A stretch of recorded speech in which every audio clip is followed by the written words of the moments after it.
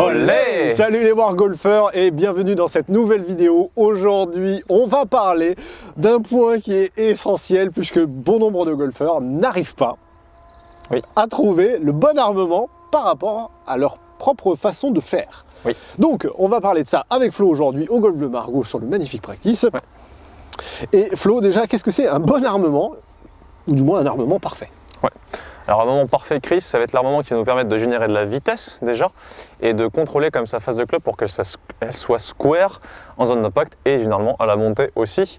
On va remarquer qu'en fait l'armement il va dépendre de différentes amplitudes articulaires, notamment au niveau des coudes, et qu'on n'est pas tous égaux à ce niveau-là. Et du coup, ça va induire une certaine manière de créer l'armement. On remarquera d'ailleurs que la plupart des joueurs pros ont tous des montées un peu différentes au niveau du placement du coude, mais que forcément il y a une cohérence qui se fait au niveau du poignet par rapport à leur coude.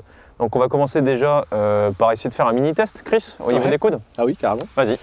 Eh ben, regardez, on va faire un truc tout simple. Donc pour arriver à le faire, c'est pas compliqué. Vous collez les coudes contre le corps. Et c'est là où vous allez voir qu'on n'est pas tous égaux. On like aussi. On like aussi, ouais, carrément. On s'abonne si c'est pas encore fait. Exactement. C'est une obligation, sinon la vidéo va se couper. 3, 2, 1. C'est coupé. Allez. Donc là, regardez, on va ouvrir au maximum sans décoller les coudes. Voilà. Alors si on se met de biais pour qu'ils puissent voir. C'est un scandale. Donc vas-y. Je suis à fond. Ok, donc, voilà. Donc attends, ouais, sans ouvrir la cage thoracique. Donc j'ai un peu plus d'amplitude que Chris au niveau de l'ouverture. C'est pas des coudes en réalité, c'est aussi de l'épaule. Hein. C'est ici, l'ouverture d'épaule des coudes. Donc ça va induire forcément une manière de créer un armement qui va être différent, puisqu'à la montée, le placement de nos coudes ne va pas être le même du fait de cette amplitude différente. Tout à fait. Alors du coup, est-ce que tu peux nous en dire un peu plus par rapport à tout ça? Du coude? Ouais. Alors, au niveau des placements, donc le grip, on a dit de toute façon pour avoir un bon armement, il vous faut un bon grip. Parce que s'il n'y a pas de cohérence, vous verrez que vous serez forcément limité. Juste un dernier petit point qui est très simple, hein, regardez, tout bête. Si je mets une main comme ça, l'autre main comme ça, bah regardez, ce pouce-là, je peux le faire monter sans aucun problème. Je peux ramener le club vers le haut. Par contre, ici, je suis complètement bloqué. Donc vous voyez l'intérêt d'avoir des mains qui soient quand même placées dans le bon sens pour qu'elles puissent fonctionner ensemble. Donc si vous n'avez pas eu les vidéos d'avant sur le grip, la posture et tout, allez d'abord voir celle-ci. Tout à fait. Alors donc du coup, un bon armement, c'est forcément un bon grip, un bon poignet. Et de là, en fait, on va en distinguer trois. On va en parler d'un déjà. On va dire le plus connu. Le plus neutre. Encore une fois. C'est celui où l'armement va se faire pratiquement dans l'axe du Y. C'est-à-dire, en gros, on a un armement qui est légèrement en biais. Donc c'est à peu près sur un angle voilà, qui n'est pas non plus complètement vertical. Presque 45. Presque 45, ni complètement à plat, entre les deux. C'est voilà, dans ce sens-là. Donc en gros, c'est comme si on voulait venir placer le truc tout bête, la tête de club, sur l'épaule ou entre l'épaule et le... Voilà. En gros, si on imagine, c'est légèrement en biais. De toute façon, c'est pas compliqué, hein. Si vous le laissez retomber, on a des points de repère très simples. Le club tombe sur l'épaule. D'ailleurs, généralement, lorsqu'on fait ça, c'est ce qui est pas trop mal, hein. C'est magique, quoi. Je le pose ici, je me penche, je tourne, je tends les bras, je suis pas mal. Le club est placé. Voilà. Jusque-là, tout va bien. Cadeau. Il va y avoir donc par la suite, on a dit, des ajustements en fonction de la mobilité de chacun pour avoir un club placé neutre en haut. On va commencer par quelqu'un qui, par exemple, aurait du mal, on va dire comme toi, mais encore en plus. Encore plus. Encore plus. Comment il va placer son coude logiquement à la montée? De toute façon, ça va être très très simple. Hein. Généralement, donc, on a dit, il n'y a pas d'ouverture, donc le coude ne peut pas être vers le bas. Et pas proche du corps, donc. Voilà. Ça va être généralement des coudes là-haut qui vont être décollés. Un peu décollés, oui. Voilà. Cela, si on remarque en fait un armement vertical, coude décollé, le club est placé n'importe comment. Le club est regarde là-bas. Donc ceux qui croisent un peu, il y a peut-être une idée à aller chercher là-haut.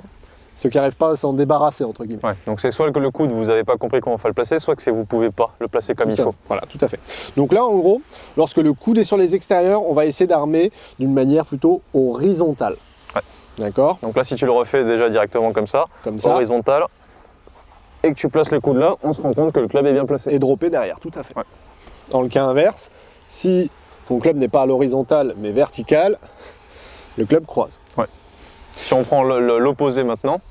Ceux qui ont les coudes, mais ça sera plutôt toi du coup. Du coup c'est plus moi, ceux qui ont une plutôt grosse mobilité. Voilà. À l'inverse, plutôt que d'armer ici, on va plutôt armer. Vertical presque. Plutôt vers là. Voilà. Donc là logiquement, si j'ai le coude qui est très proche de moi, le club sera bien placé. Exactement. Si à l'inverse, je faisais ça avec le coude. Avec le coude qui est proche de moi. Là par contre c'est l'inverse, plutôt que de croiser, j'ai le club complètement à plat. Voilà. Donc en fait il faut avoir un armement cohérent par rapport au placement du coude.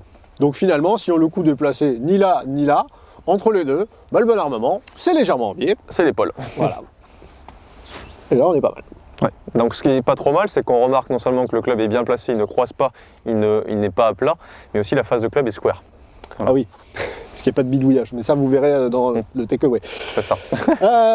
Qu'est-ce qu'on peut rajouter par rapport à tout ça? On est allé trop vite là, on a dit tout, ta et terminé. Ouais, mais c'est pas grave. L'idée c'est que déjà vous ayez des points de repère. Donc ça c'est essentiel en fait déjà sur l'armement. Qu'est-ce qu'on peut placer d'autre? Parce que l'armement ça c'est au niveau du poignet. Et puis aussi quand est-ce qu'on le place aussi l'armement? Oui, mais l'armement en fait il se fait après le takeaway. Oui. Et au-delà de ça, après vous verrez il y a différentes façons d'armer. Il y a des personnes qui vont armer très tôt. Ouais. Pour créer beaucoup de verticalité. Il y a des personnes qui vont armer très tard, un peu à la Bryson de Chambaud, où c'est... En gros, si je me mets de cette manière-là, on va retrouver des personnes qui vont armer directement, puis ensuite monter les bras. Il y a des personnes au contraire qui vont d'abord tourner, puis armer très tard. Voire qui ne vont pas armer, qui vont armer dans la descente, ce qu'on appelle du lag. Mais ça, encore une fois, c'est indépendant de tout ce qu'on vient de dire avant au niveau du placement de l'armement. Là, on parlait du placement de l'armement. Par contre, le moment où vous armez, ça, par contre, c'est plutôt question de dynamique et c'est des préférences. Exactement. Un point qui est essentiel, moi j'en parle en connaissance de cause. On m'a souvent dit que mon swing n'était pas suffisamment long et que mon armement n'était pas complet. Pendant longtemps, en fait, j'ai bataillé avec cette fameuse extension des bras. Même moi, je me suis retrouvé à me le mettre en travers, le truc. Je gardais un tel contrôle sur la tête de club que je refusais, en fait, de plier le coude droit. Donc, l'armement, en fait, il faut pas se dire que c'est simplement les poignets. En fait, il y a plusieurs leviers dans le swing de golf. Et ces leviers, en fait, pour pouvoir les actionner, il faut pouvoir faire en sorte que tout se mette dans le bon sens. L'armement en lui-même, c'est aussi cette façon de faire. C'est-à-dire que c'est aussi le coude qui vient se plier et le poignet. C'est comme un geste de lancer, encore une fois, si vous lancez un caillou, c'est pas avec le bras tendu et juste le poignet. C'est la totalité des articulations qui partent de l'épaule jusqu'au coude et ensuite au poignet et les doigts qui permettent le mouvement de lancer. Ce qu'il faut comprendre, c'est qu'en fait l'armement, soit on l'actionne musculairement dès le début, soit le poids du club le fait un petit peu tout seul en fait. Si on laisse les poignets relâchés à partir du moment où vous avez un bon grip et que vous respectez ce fameux armement dans le bon sens, vous devriez avoir normalement du relâchement, ce qui va permettre de fouetter.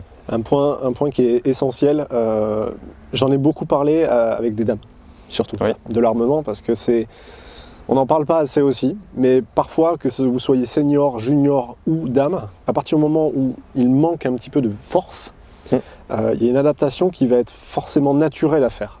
Un truc qui est tout bête. Une personne qui n'a pas forcément beaucoup de force, quand on lui demande de tenir ne serait-ce que le club de cette manière, c'est une enclume pour la personne. Par contre, si je viens armer très vite, en fait, le poids se retrouve au-dessus de la main, et donc ce n'est plus du tout les avant-bras qui prennent le poids, mais simplement l'épaule. Donc là, ici, pour moi, le club pèse rien. Par contre, là, c'est très lourd. Donc en fonction aussi de votre force, l'armement sera plus ou moins tôt. Si vous sentez que, déjà en le tenant de cette manière, c'est une adaptation, c'est une recommandation au niveau de l'armement pour savoir si c'est trop tôt ou pas assez. Si vous avez des difficultés à le tenir, ne serait-ce que comme ça non. On essaye de l'armer plus rapidement. Voilà. On garde et on essaie d'armer un peu plus rapidement pour soulager le poids. Ça, c'est très important. Dans le cas contraire, si vous voyez que vous n'avez aucun problème à le maintenir comme ça, vous pouvez tout faire. Donc ça, c'est une bonne chose. Mais par contre, si vous voyez que vous n'avez pas de force, commencez peut-être dès le départ. Voilà. Ça, c'est aussi, on va dire, une aide pour trouver le bon armement pour vous aussi et vous l'approprier. On parle souvent qu'il faut arriver à se personnaliser le truc. Ça va dépendre aussi de tout ça. Votre force, votre souplesse et votre façon de faire. Quoi qu'il arrive, on a dit pour obtenir un club qui soit bien placé là-haut et parfait, entre guillemets, c'est forcément qu'il nous faut donc un placement adapté en fonction de la position du coude. Pour que le club soit placé comme ça, on peut voir là, il y a énormément d'angles au niveau du poignet. Si le coude est vers le bas, on peut voir qu'il y a très peu d'angles. En gros, c'est ça. Donc toutes les personnes qui croisent, il y a peut-être une solution pour vous ici. Toutes les personnes qui ont des difficultés à armer parce que le club est trop lourd, vous avez une autre solution pour vous. À ce moment-là, à jouer plus ou moins tôt sur l'armement. Et la troisième chose, c'est, je vais y arriver, Oui, pour ceux qui n'arrivent pas à armer, peut-être qu'il faudrait regarder si ce coude se plie. Voilà, déjà. Ça va venir par du relâchement un petit peu. Exactement, il y a plein de choses. Okay. Donc, Chris, maintenant qu'on a compris comment devait se faire l'armement en fonction de l'amplitude articulaire du coude et de l'ouverture de l'épaule, est-ce qu'on peut avoir quelques points de repère pour l'armement, pour travailler à la maison l'armement? On va déjà s'imaginer, vous avez certainement tous un miroir ou une vitre réfléchissante pour vous voir à l'intérieur. On va se servir de ça pour que vous puissiez vérifier quelques petites choses. Donc je vais me mettre ici. Mais tu peux me mettre juste là et je vais démarrer mon swing. Comme ça, tu vas pouvoir nous expliquer les petits points de repère sur lesquels on peut s'arrêter. Donc là, je suis à l'adresse.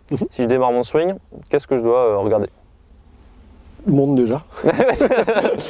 Ok, génial. Alors, nous, on va pouvoir distinguer plusieurs choses. Le premier, on voit qu'il y a un L qui est créé entre toi et le club. Et le manche. Ouais. Donc là, si on enlève la main droite, la main arrière, on se retrouve avec un like. Donc vous likez la vidéo.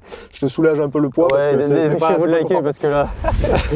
Le pouce donc pointe vers le ciel et l'autre point de repère en fait c'est que l'axe du pouce finalement il est exactement dans le même sens que la ligne des épaules. Oui. Donc ça c'est un point de repère que l'on peut aussi avoir. Si on se remet tout droit, voilà, on va soulager un peu le truc. Si tu te mets donc dans cette position, on voit que le L est créé. Oui. Donc en fait, ça c'est ton amplitude d'armement. Maximale. Maximale, exact. Donc je suis ici, voilà. Je vais retrouver avec là. Si jamais j'en ai plus, c'est que je dégrippe, c'est pas bon. Ouais, c'est pas bon. Donc si d'ailleurs vous dégrippez, un autre point de repère, vous calez juste un petit i sur le haut du grip. Ouais. Comme ça, si vous dégrippez, ça se casse la figure. Petit point de repère aussi, lorsque je me mets ici, logiquement, si tu places le stick sur mon coude et mon bras gauche, normalement, voilà, ça tient. Complètement. Donc là, je sais que je suis bien. Voilà, par contre, regarde si tu as le bras qui est allongé. Vas-y, allonge. Là, ça se casse la figure. Tadam. Donc d'où l'intérêt d'armer, pas juste avec le poignet, mais aussi avec en laissant le coude venir. Tout à fait. Si je me mets de ce côté-là, ouais. Autre petit point de repère, Chris. Vas-y, on replace. Je suis ici, on a toujours parlé de plateau. Je ne sais pas si vous avez déjà entendu cette notion de plateau avec la main du dessous, donc la main droite, voilà. Dans ce cas-là. Peut-être que vous n'arrivez pas à l'envisager parce que là, vous êtes sur un plan incliné. Mais redresse-toi entièrement. Si je me redresse, si je relâche, là, je peux tenir un plateau. Tac. Donc là, je peux aller ramener la bière aux convives. C'est ça. Parfait. Voilà. Par contre, le fait d'être penché, forcément, on va être avec un plateau légèrement incliné. Là, quoi qu'il arrive. Faut que les verres y collent. Ouais. Quoi qu'il arrive, ce qu'on peut distinguer, c'est que la main avant est au-dessus du grip et la main arrière est en dessous. Voilà. Donc on se retrouve vraiment avec cet angle. Puis le placement du club, du coup, forcément, il respecte l'angulation du club par rapport au sol du départ. C'est le même, mais de l'autre côté. Sur le bon plan. Là, tac. Un bon plan, c'est tout ce qui arrive aujourd'hui, ce que vous recevez tous les jours grâce à nous. C'est cadeau. Qu'est-ce qu'on peut dire d'autre? L'armement en lui-même, oui, effectivement, c'est un armement donc sur un plan horizontal. Pour réussir à bien le placer, le club, on peut aussi swinguer un peu comme un baseballer. Franchement, en fait, le truc, c'est que ça s'y rapproche énormément. On se rend pas compte, mais j'ai passé pas mal de temps à étudier un peu ce truc-là. Parce que j'essaie de trouver des points de repère qui étaient quasiment similaires avec l'ensemble des joueurs. Oui. Chez la quasi-totalité des pros, on se retrouve avec un bras avant qui est parallèle à la ligne d'épaule au sommet du backswing. Ouais. Donc ça nous donne aussi un point de repère pour l'armement, parce qu'on ne sait jamais comment arriver à le placer, ce club. D'accord? Donc en fait, c'est simplement là, quoi. À peu près. Vraiment dans l'axe quasiment des épaules, et logiquement, si je me replace, voilà. Je suis pas trop mal. Exactement. Si je suis là ou là... On change de plan et on peut être sur des swings à deux plans, c'est différent. Ouais. Donc après, chacun va trouver sa position là-haut, c'est plus ou moins vrai. C'est toujours un gap où on peut se presser dedans. Voilà. En fonction de chacun, en fonction de nos préférences. Vous avez compris, c'est toujours le rapport entre ce qui est parfait et l'adaptation. Exactement. Qu'est-ce qu'on peut avoir comme repère autre que ça? Je pense qu'on a déjà fait le tour. Ouais, vous voyez déjà au niveau de la main avant, on garde l'angle, et la main arrière où elle se retrouve donc en dessous. C'est des repères tout bêtes, mais ça va vous permettre déjà d'arriver à le travailler à la maison. Faites-le au départ peut-être avec quelque chose qui n'est pas forcément une tête de club pour éviter de tout casser. Oh, si vous avez de l'espace, ça va. Oui, prenez de l'espace, en tout cas, ça c'est indispensable. Bon Chris, maintenant qu'on a compris du coup la relation entre l'amplitude articulaire du coude, des épaules, ce qu'on devait mettre en place, les petits points de repère qu'on pouvait avoir, quand est-ce qu'on arme plus ou moins tôt en fonction de sa capacité musculaire, que vous savez comment on arme un club de golf, il ne vous reste plus qu'à liker, exactement, partager, vous abonner, commentaire. si vous en avez. Commentez pour nous dire ce que vous en pensez, si vous avez des difficultés à le mettre en place. Ouais. Partagez encore une fois les vidéos à vos amis confinés. Ouais. Et puis c'est tout. Hein. Ouais, on se dit à demain, quoi. Ouais. Prochaine vidéo, la banane. Prochaine vidéo, c'est la position sommet. Voilà, ça c'est pas mal non plus. Ah ouais, comment placer ce foutu club là-haut. Parce qu'on a commencé à armer, maintenant on aimerait bien savoir comment il faut le placer exactement. C'est ça. Vous allez voir, il y a des petites choses assez similaires, mais c'est tout ça pour vous donner des jolis petits points de repère. C'est ça. Bon, bah du coup, à plus. à très bientôt les amis. Salut. Ciao, ciao.